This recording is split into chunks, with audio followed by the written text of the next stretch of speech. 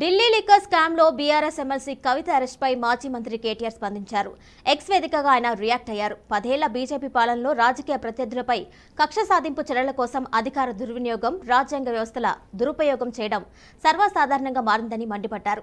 ED ప్రదర్శించిన తొందరపాటు దుందుడుకు చర్యలపై సుప్రీంకోర్టుకు సమాధానం చెప్పాల్సి ఉంటుందన్నారు. కవిత అరెస్ట్ విషయం కోర్టు పరిధిలో ఉన్నప్పుడు ఈడీ వ్యవహరించిన తీరుపై సుప్రీంకోర్టుకు సమాధానం చెప్పాల్సి వస్తుందన్నారు కేటీఆర్.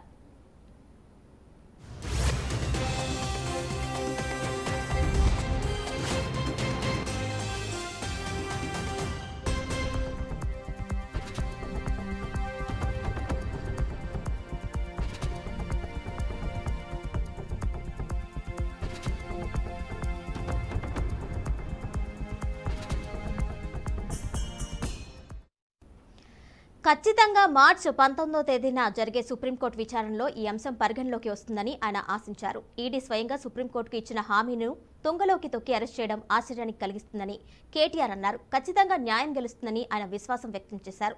చట్టబద్ధంగా ఈ అంశంలో పోరాటం కొనసాగిస్తామని ఎక్స్లో తెలిపారు.